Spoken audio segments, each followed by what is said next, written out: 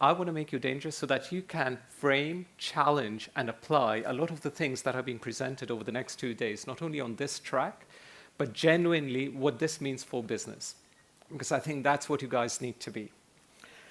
A little bit about me, if I can move on with the slides. Perfect. So that's not me on the weekends. Any points for recognizing this painting?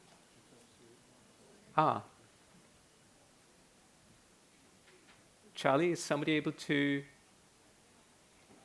do this? At this point, I would have shown you a picture of the Greek legend of Cassandra. You guys know about Cassandra?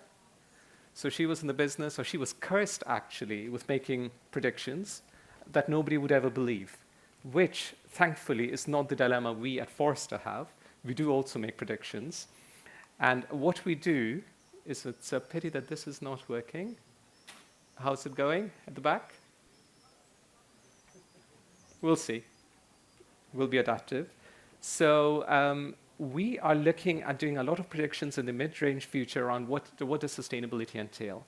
And the title of this presentation, which was Green Market Revolution, is one of the big things that we are foreseeing that should be a major business imperative. And that actually goes to the question that this gentleman here that you just asked earlier on as to what drives businesses to comply and adopt sustainability regimes.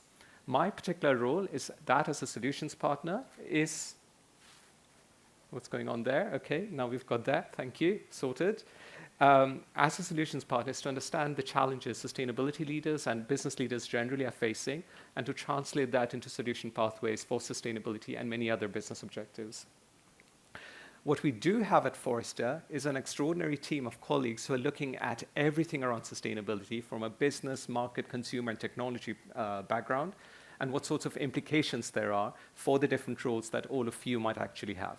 Okay, so that's what we do at Forrester. And in there, dealing with leaders, well, and now I was too quick.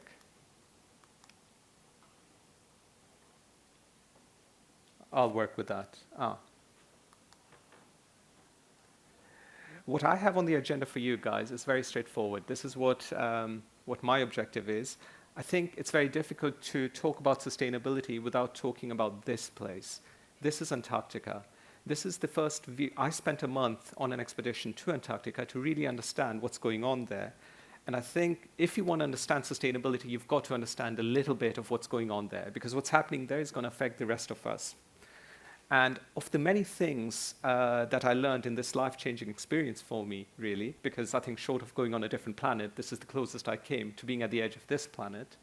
And by the way, this is the view that you'd get when our ship was arriving at the pre-Antarctic island of South Georgia.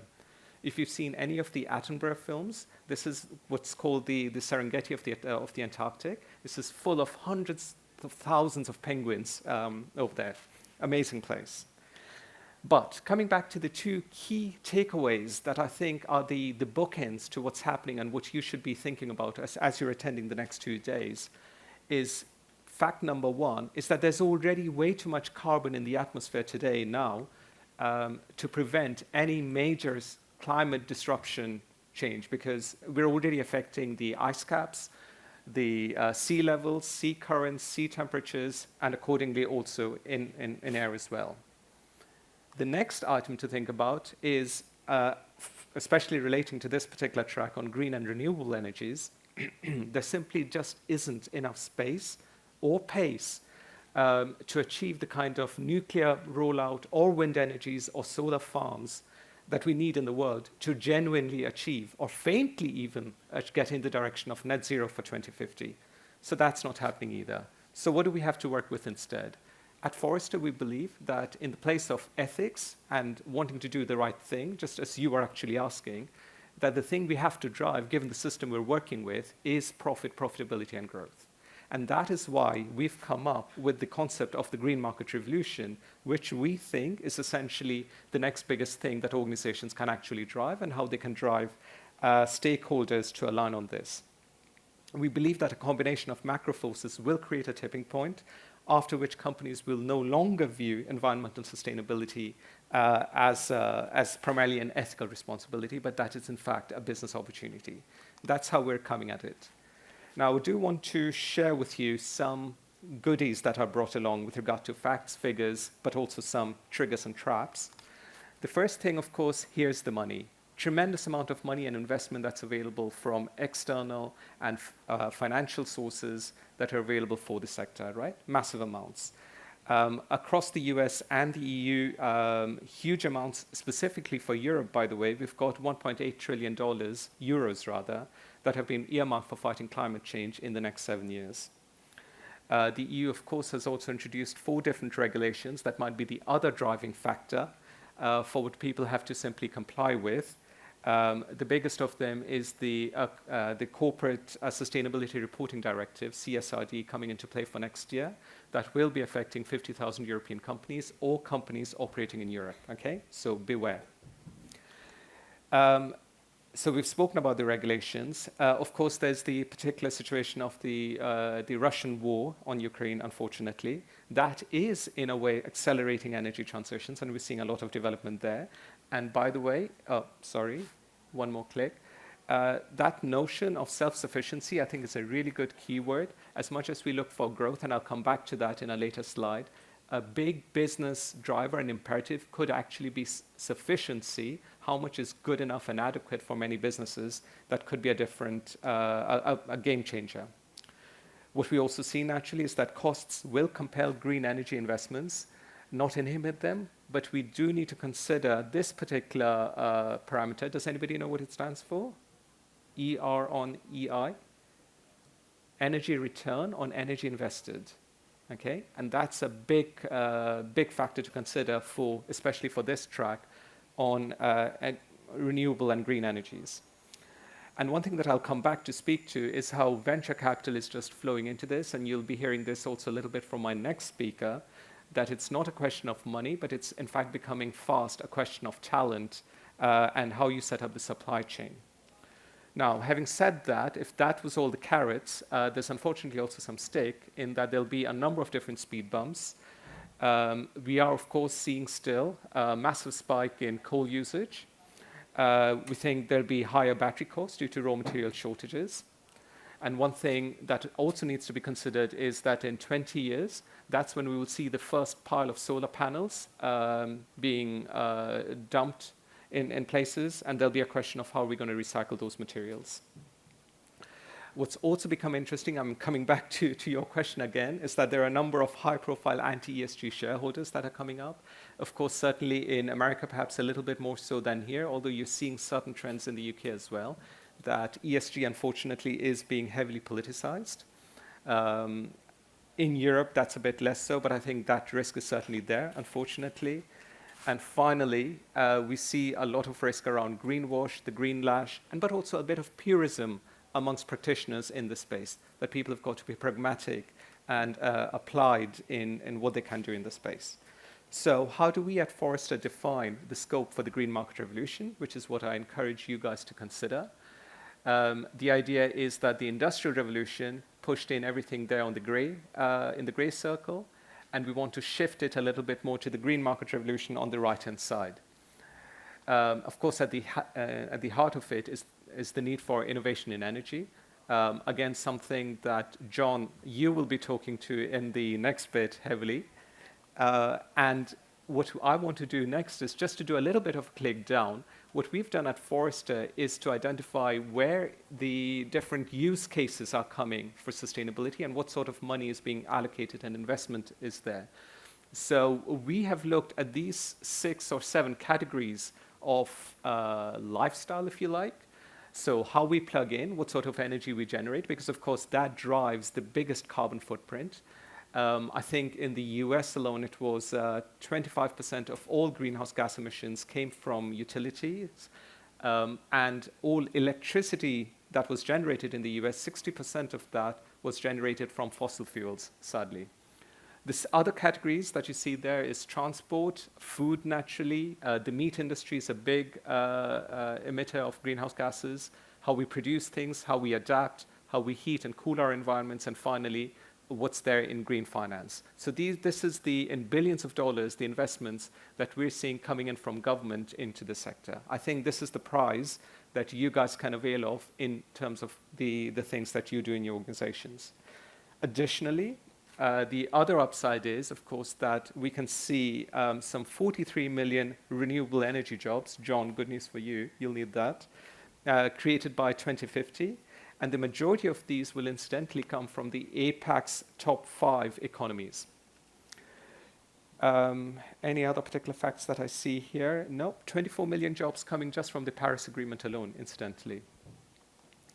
So in other news, you would have seen that, talking about funding, we are seeing startups raising $14 billion, which represents a year-on-year increase of 28% to the previous year. So there's a lot of money coming in with the talent challenge.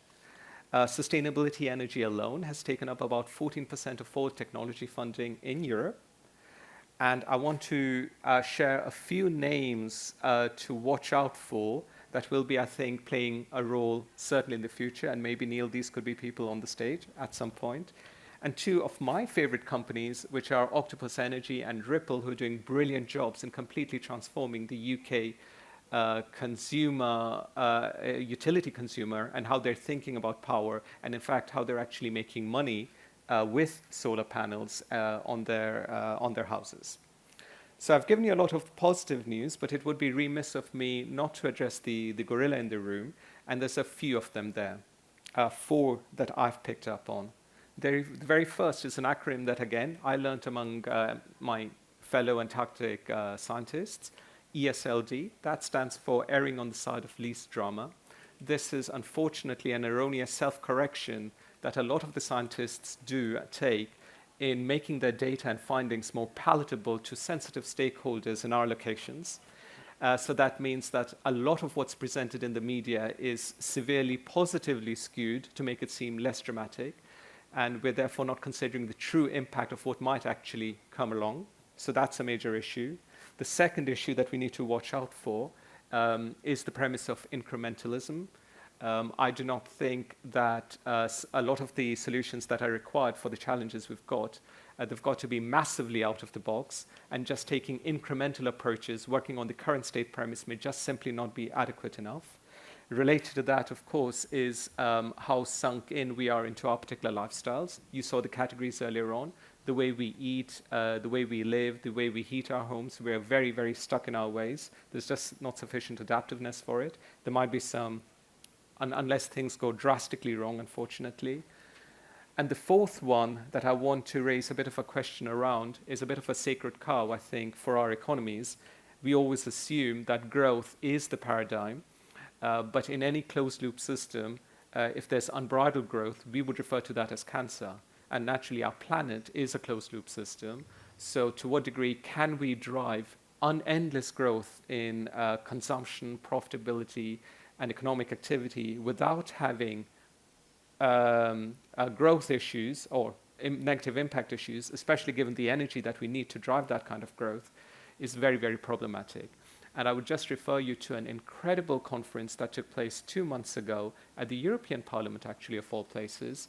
And and a lot of brilliant scientists and other leaders were there, and they came up with some very convincing and compelling alternatives to how we can actually run future economies that do not have to rely on the growth paradigm. So look out for that. You can find some recordings on YouTube, by the way. So in short, in this country, we love to keep calm and carry on. My request to you is do not keep calm and just carry on. We need to make massive changes. So on that note, I would like to thank you for your attention. You're welcome to find me on LinkedIn. You don't need to be a penguin to follow me. And I would love to extend an invitation in 2 months to our Technology and Innovation Forum, if you're around.